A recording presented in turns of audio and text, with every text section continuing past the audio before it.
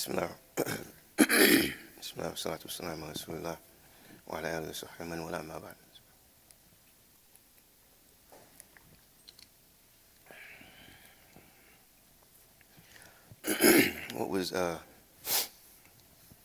What was recited in the first rak'ah was from the chapter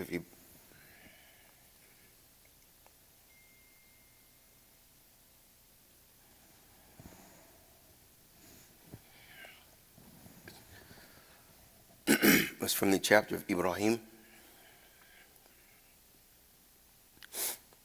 and Allah subhanahu wa ta'ala speaks about the day of judgment. He speaks about the day that we will go before Him. And he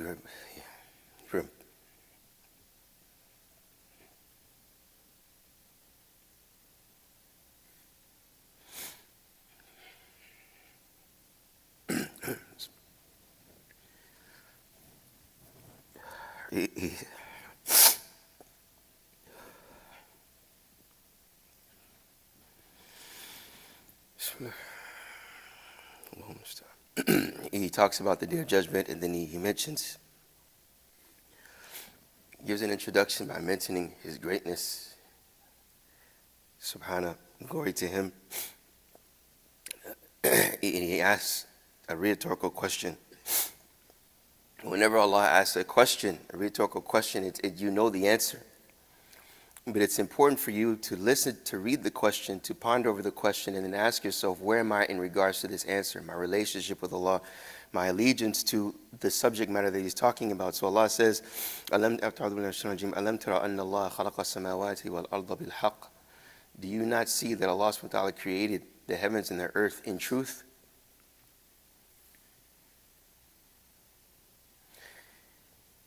And then He says after that, إن يشأ يذهبكم ويأتي بخلق جديد وما ذلك على الله بعزيز. For those of you that are wondering, that's the part that really did it. And He says, if He wishes, if He wills, He will evacuate and eliminate all of you and come with new creation. Simple as that. And we all know what just took place in Turkey, and who knows, in Syria, and who knows if it's going to happen again. I mean, it happened 10 days later. That Allah subhanahu wa ta'ala, within a split second, can destroy the creation, can demolish buildings, in any way that He pleases and He chooses. An earthquake is only one of them. There are things that we probably haven't even encountered within the manifestation of His creation, and how He transforms things and makes things into different forms in different ways. And there's, the immediate reaction, but then after that, there's a reaction of things that can happen after that, from the trauma psychologically, and then physically, what is in the air, and then disease. So many things can happen, and all of this is within His qudrah, subhanahu wa ta'ala. So Allah says, if He wills, يُذْهِبُكُمْ يعني يَجْعَلُكُمْ تَذْهَبْ. He will make all of you leave, and He will come with new creation. And then He يَخْتِمُ الْآيَةِ. He says, وَمَا ذَلِكَ عَلَى اللَّهِ بِعَزِيزٍ. And this is nothing that is mighty or overpowering or strenuous or tiring or a task for Allah subhanahu wa ta'ala. إِن يَشَأْ يُذْهِبْكُمْ وَيَأْتِ بِخَلْقٍ جَدِيدٍ وَمَا ذَلِكَ عَلَى اللَّهِ بِعَزِيزٍ. And then after that, Allah subhanahu wa ta'ala gives a scene. He goes even deeper. Sometimes you can't handle it.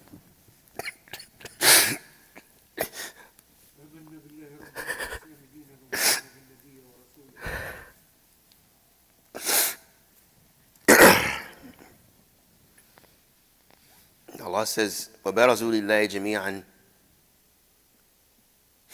And then they'll all be brought forth in front of Allah together.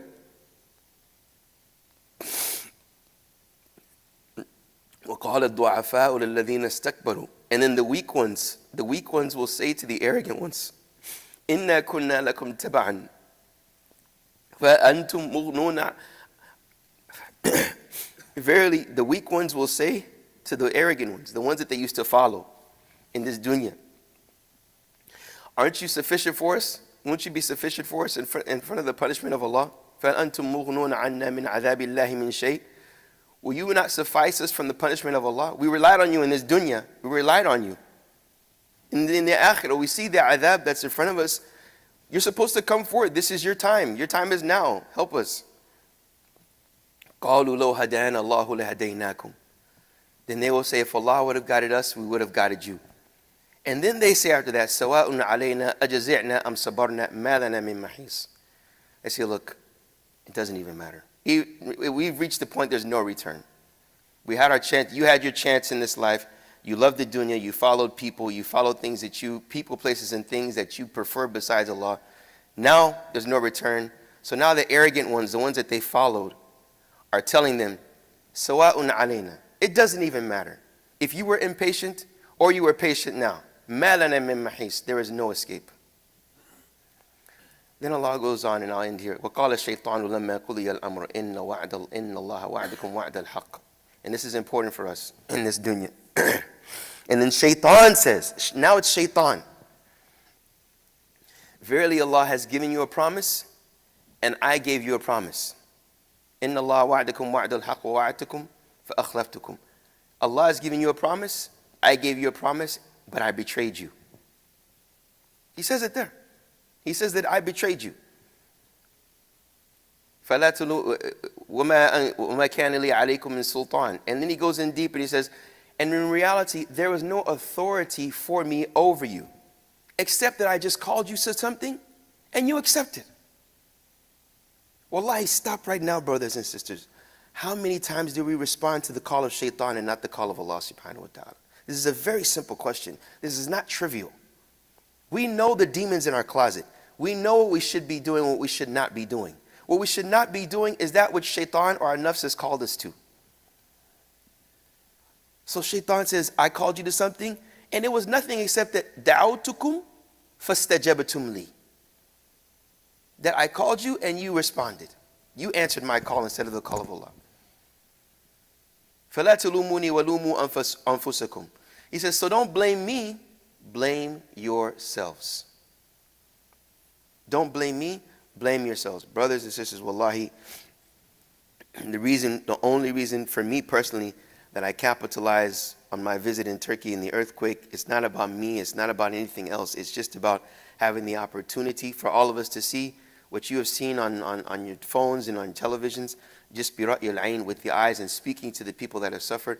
All of this is to make great the ayat of Allah subhanahu wa ta'ala. Allah wants you to see this. Wallahi, sometimes I close my eyes and then I tell myself, well, I don't look at it. And I say, no, you need to look at it more and more and visualize it more. Because this reminds you of the greatness of Allah, His power and authority. And then you have to ask yourself, what are you doing to respond to Allah's call? Simple. Anytime you see that, say, no, wallahi, I don't want to know. If you watch it and you watch it as a means to remember Allah subhanahu wa ta'ala, and then to hold yourself accountable and to dig deep inside of your soul and to ask, what am I doing for Allah's deen? Individually with my relationship with Him, and then with the individuals around me, starting with my family, my neighbors, and society in general. How are you magnifying your niyyah, your intention to do for Allah subhanahu wa ta'ala? Because Allah is, as He said in the beginning, if He wills, He can eliminate. And brothers and sisters, let's not think that this only happens in one part of the world. Plate tectonics and what took place. Yes, there were things that happened within the geology and geography of the world, and the structures of the world that took place, where the surface of the worlds collide and things of this nature. All of that is within the manifestation of Allah's mercy, of His power. But it's still under the authority of Allah subhanahu wa ta'ala. So let's not be fooled by the how. The how is what took place. But Allah subhanahu wa ta'ala, huwa al-musabbib. He is the one that makes it happen.